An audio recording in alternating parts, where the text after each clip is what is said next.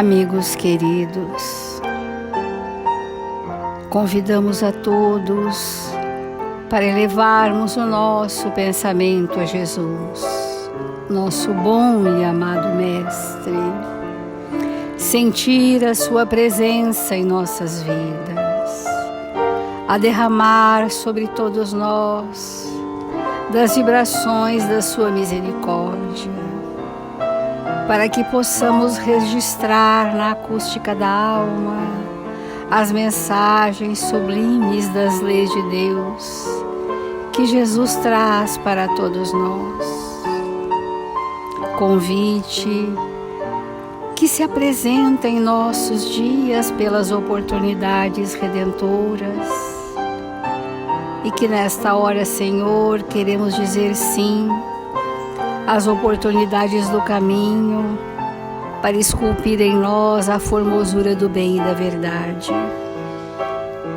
Ampara-nos, Senhor, que os mensageiros do Seu amor na terra, estes tarefeiros que aqui presentes estão, responsáveis por este Evangelho, possam encontrar em todos nós a receptividade afetiva necessária, a mansuetude dos nossos sentimentos, a serenidade íntima, para que a força da fé, essa chama de luz, resplandeça em nós a cada momento mais. Obrigada, amigos queridos, pela vossa presença em nossas vidas. Obrigada, Senhor Jesus, e que assim seja, Mestre.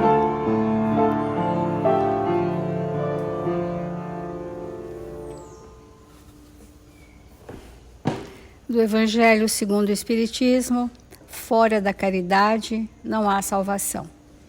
Nós estamos refletindo sobre a benevolência, esse bem que nos torna espíritos mansos e pacificados, porque o Evangelho nos mostra que a benevolência é fruto do amor ao próximo, que produz a mansuetude, produz uma serenidade íntima, porque a serenidade, a pacificação do espírito, ela é uma construção do bem que se vive. Ora, se nós estivermos vivendo os ditames da nossa consciência, que é um repositório dos nossos deveres morais, nós estaremos pacificados. E quando muitas vezes falamos por nós mesmos, estamos desajustados a isto, vem uma angústia, uma desacomodação íntima muito grande, que é um sinal que a nossa consciência nos mostra que não estamos na plenitude do bem que já poderíamos realizar. Olha o chamamento, tenho sentido isso na minha alma. Não estamos na plenitude do bem que já nos era possível vivenciar. Então, o que nos impede? O que nos impede são as nossas cegueiras, né? E é disso que nós vamos refletir hoje, esse trecho do Evangelho que diz assim: Jesus não fez, pois, da caridade somente uma das condições de salvação, mas a única condição. Se houvesse outras a serem preenchidas, ele as teria mencionado. Se coloca a caridade no primeiro plano das virtudes, é porque ela encerra implicitamente todas as outras, quais sejam a humildade, a doçura, a benevolência, a indulgência, a justiça e etc. E porque é a negação absoluta do orgulho e do egoísmo. Nós queremos refletir hoje sobre o que mesmo significa a salvação. Porque a caridade seria a salvação.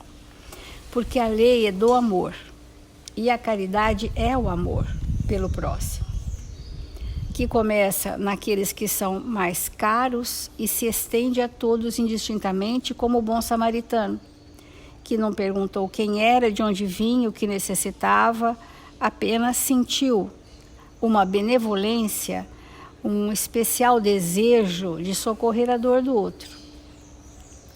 Então, se nós queremos atingir a lei do amor, se nós queremos, porque essa é uma destinação, a revelia da nossa vontade, nós chegaremos ao amor pela força de Deus nos conduzindo por leis, nós precisamos vencer esse estado de paralisia chamado egoísmo, né? Que muitas vezes ele vem justificado por nomes e nomes e nomes, mas que não aplaca a nossa consciência, que grita de que é chegado um outro tempo para nós, né? E o Emmanuel, continuando a lição de ontem, no livro Rumo Certo, que ele fala irmãos necessitados e nos coloca uma reflexão: quem são? Porque nós temos uma estereotipia de achar que necessitados são aqueles que não têm recursos materiais, que estão passando uma penúria ou uma doença grave aguda. Nós só consideramos esses os necessitados, porque nem percebemos a nós mesmos. Como vou perceber a necessidade do outro se eu pouco sei de mim e pouco sei identificar as minhas necessidades? Então essa é a reflexão que eu gostaria de desenvolver hoje, que à medida em que a gente percebe as nossas reais necessidades, ou seja, como que eu faço para perceber as minhas reais necessidades evolutivas? Primeiro, percebendo as minhas dificuldades. Bom, eu tenho dificuldades várias, todos temos, mas temos alguma predominante. É sobre essa dificuldade predominante que vai gerar uma necessidade evolutiva, que é o contraste da necessidade, da dificuldade predominante. Ora, se eu não faço esse caminho de me perceber, é impossível perceber a necessidade do outro. Então eu vou atender o outro na aparência e não na essência como espírito. Eu vou atender o que ele pede, mas nem sempre o que se pede é o que se necessita. E esse é um ponto importante da evangelização de espíritos, que na assistência fraterna nós recebemos um contingente de pessoas que vêm com uma queixa e até com um pedido, com um apelo, mas espiritualmente atender aquilo que ela pede não vai socorrer o espírito. Muito embora se possa fazer isto também, né?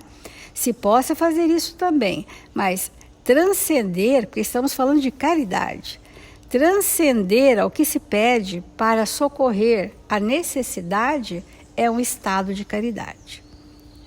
Porque você, naquela hora, enxerga a dor do outro, porque já percebeu as suas, e tendo percebido as suas, teve lutas íntimas, e isso é uma pequena experiência, e é com essa pequena experiência sobre as minhas lutas íntimas que eu posso socorrer a sua necessidade como espírito.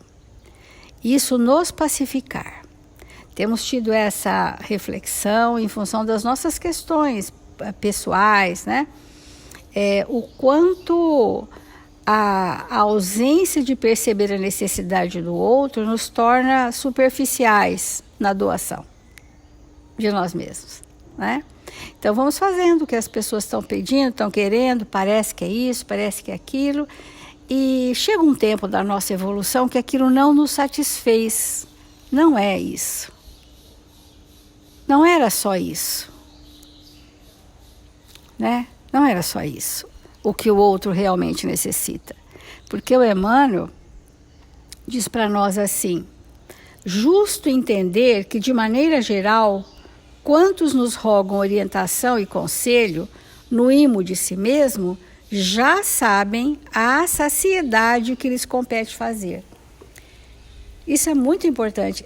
As pessoas já sabem os seus deveres. Ninguém de nós precisaria alertar, porque todos sabem. Mesmo pedindo conselho e orientação, sabem o que devem fazer. E se a nossa orientação sob a inspiração dos espíritos, porque de nós mesmos, o que temos a doar, né? Se a nossa orientação não socorre a necessidade, nós estaremos apenas no paliativo da justificativa que a pessoa traz para se livrar do mal-estar. Diz assim, por exemplo, né, Emmanuel diz assim: Se cansados, não desconhecem que a fadiga não se lhes extinguirá num toque de mágica. Sabe, a pessoa sabe. Se enfermo, estão cientes de que precisarão de remédio e que isso não passa simplesmente. Se desiludidos, conhecem as farpas de angústia que lhes atormentam o coração, farpas estas que é imperioso retirar e esquecer. Se carregam remorso, não ignoram que a dor da culpa não se lhes desaparecerá da consciência lesada, assim como por encanto. Então, onde nós dissemos e queremos reforçar que nos salvar pela prática da caridade é vencer a nós mesmos e sermos direcionados pelo influxo da consciência onde as leis divinas nos regem. E não a salvação mística que arrastamos por milênios de que sermos salvos seria isentar-nos das responsabilidades sobre os nossos atos, sobre os nossos desatinos. Porque só seremos espíritos regozijados e felizes quando nós sentirmos que estamos fazendo o caminho da reparação. Aí eu me equilibro profundamente. Então, me privar de fazer o caminho da reparação seria tirar de mim a oportunidade bendita de eu amadurecer. E que isso não é salvação. Essa libertação de consciência, ela é o norte da nossa evolução na Terra. E finalizando,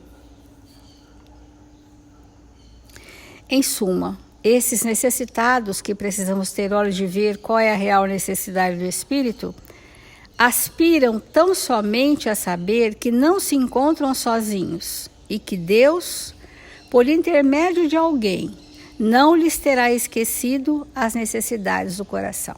Esse é o amparo, que não estamos sós, que há espíritos que estão por nós, que precisamos pelos canais intuitivos, pela prece, receber as sábias orientações que nos chegam, para que a gente possa reverter qualquer processo enfermo que porventura esteja instalado no íntimo do nosso ser.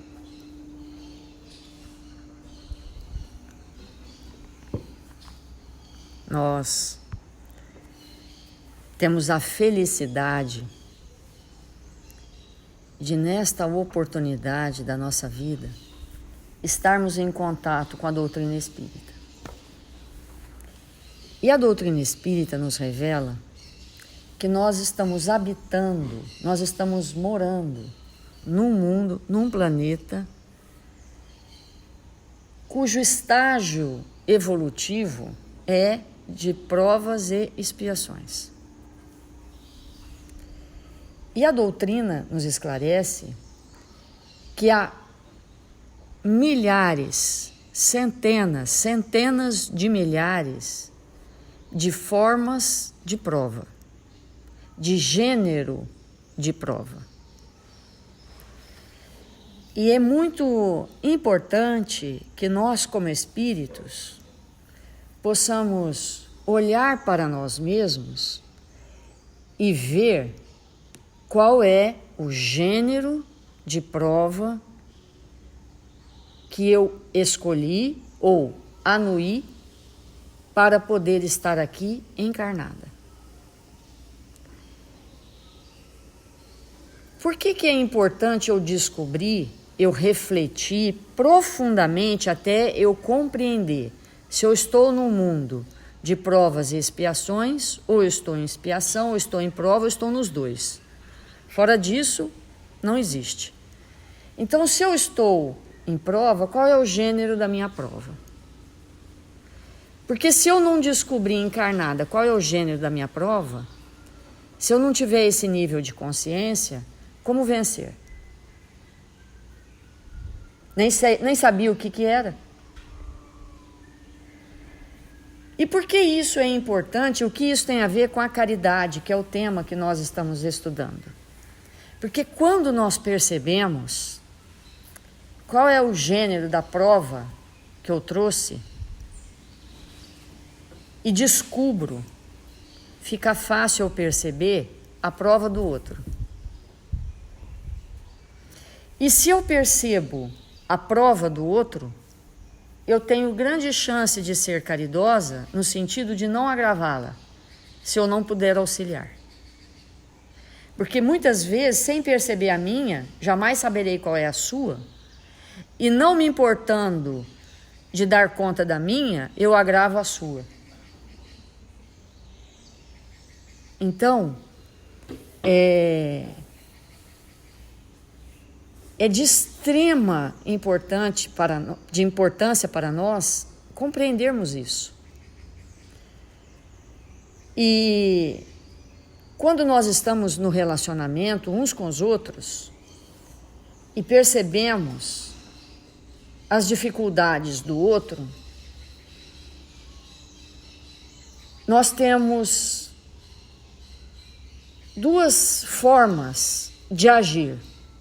Porque quando o outro está em prova e não sabe da sua prova, ele invariavelmente se torna um espírito com muitas dificuldades no relacionamento. Por quê? Ele não foca naquilo que ele veio transformar nele. Ele fica preso na dificuldade do outro. Muitas vezes sem saber que jamais ele vai transformar alguém. Então, uma perda completa de rumo. É um não aproveitamento completo da existência. E quando o outro, que não sabe qual é a sua prova, e se mantém na existência de maneira desequilibrada, nos relacionamentos, então, quando ele é ríspido, quando ele é agressivo, quando ele é vingativo, quando ele trai, quando ele abandona, quando o espírito que não consegue, que não percebe a sua prova, se comporta dessa maneira, ele é um estímulo para nós. Porque todas as pessoas são estímulos. Agora, estímulo a quê? Essa é a pergunta que nós temos que fazer. Então, uma pessoa agressiva, nesse momento da minha vida, é um estímulo a quê para mim? Ao revide? A uma agressividade ainda maior? A vingança? A cólera? Uma pessoa que venha com esse conteúdo na minha direção me estimula a quê? Os discípulos de Jesus são reconhecidos por muitos se amarem, e Jesus diz que os seus discípulos são a luz do mundo. Para que nós sejamos luz, tem que haver treva, porque não faz sentido nós olharmos para o sol e acendermos uma lâmpada de 1 milhão de quilowatts. Faz sentido. A luz, ela só faz sentido se há treva. Então, Jesus diz: vós sois a luz do mundo. Diante de um estímulo da treva, diante de um estímulo de qualquer dificuldade que vem do outro, nós deveríamos acender a nossa luz.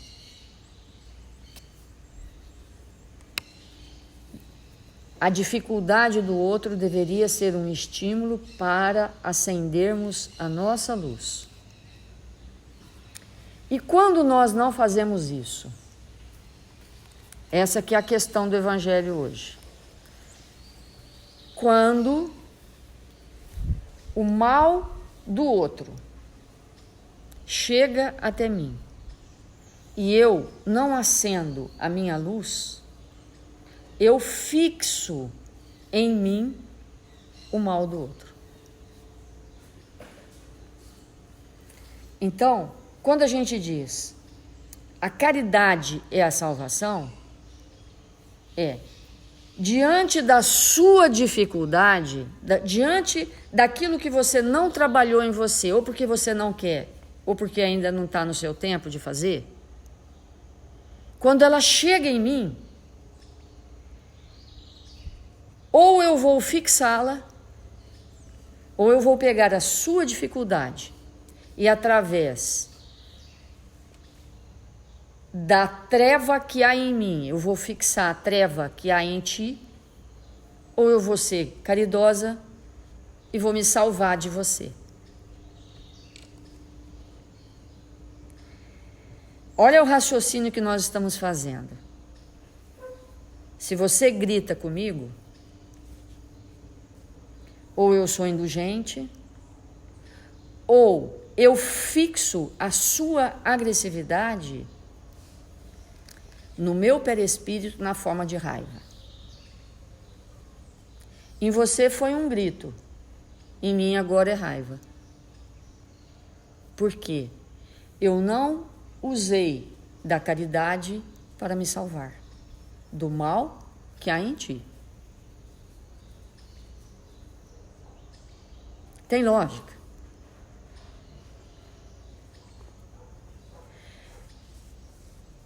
Porque o Evangelho é a mais absoluta lógica. Então, a missão da luz. Emmanuel tem um texto chamado Sois Luzes. É do Fonte Viva, lição número 105. Obrigada. Ele diz assim: a missão da luz é clarear caminhos, varrer sombras e salvar vidas.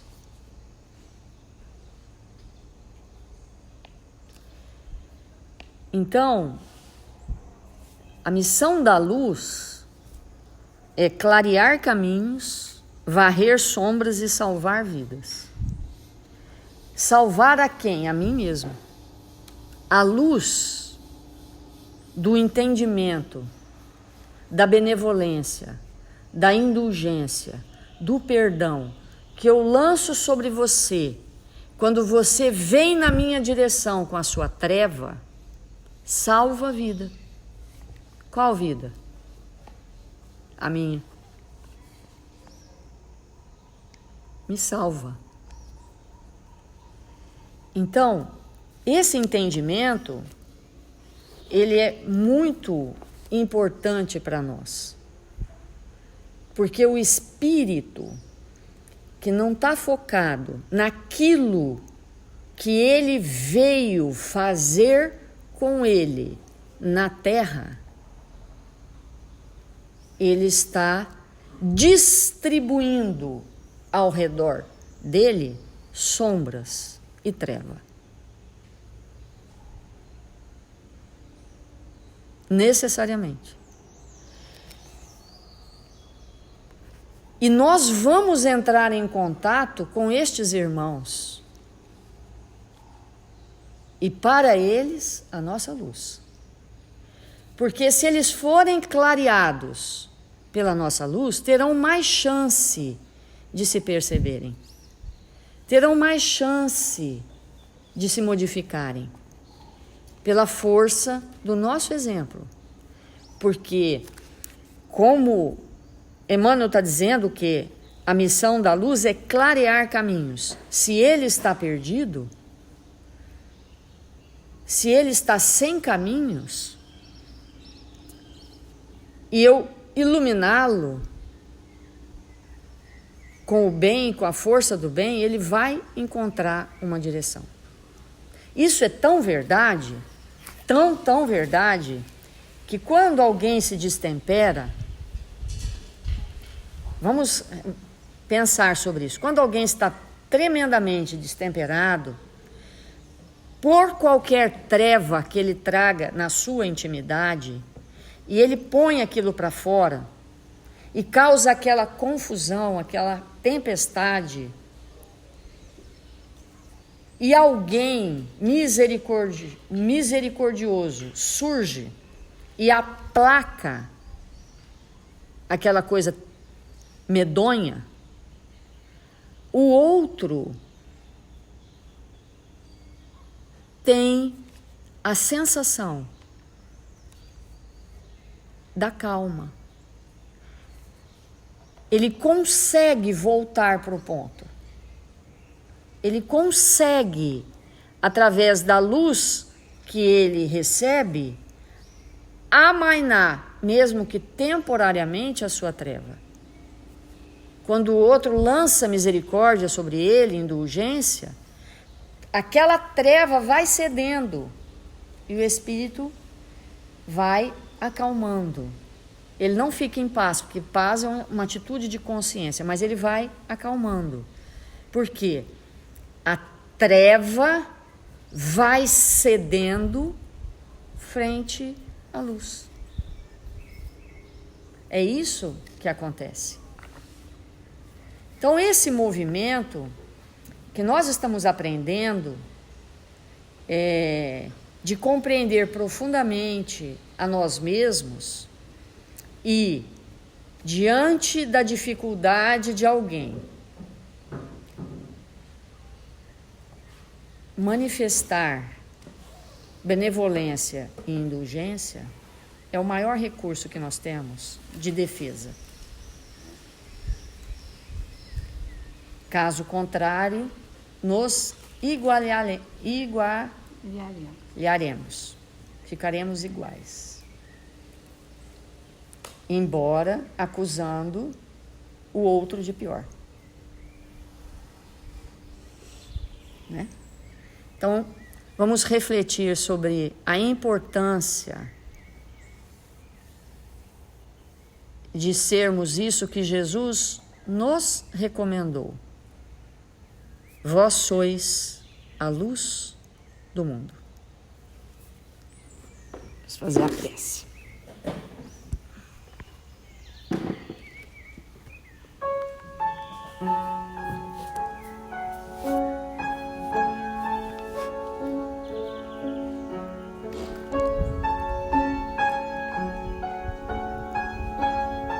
Senhor Jesus, divino amigo das nossas vidas, nós nos encontramos em seu nome, rogando ao seu Espírito amoroso, Senhor, que nos envolva nesta manhã. Mil vezes obrigado, Mestre, pela sua presença amorosa.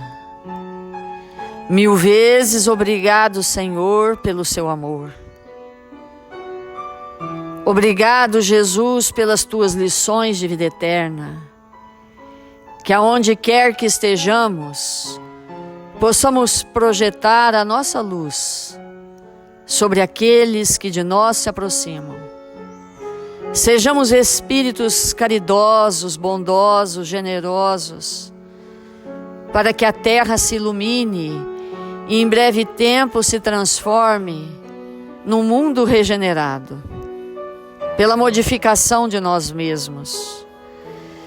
Façamos desse momento, Jesus, um tempo de regeneração dos nossos espíritos, pela aplicação das tuas lições em nossas vidas. Ampara, Mestre amado, nossos irmãos que se encontram necessitados desta equipe socorrista que se faz presente nesta hora. Permita, Senhor, que estes irmãos iluminados possam visitar nossos companheiros que se encontram registrados no caderno de vibração das nossas casas.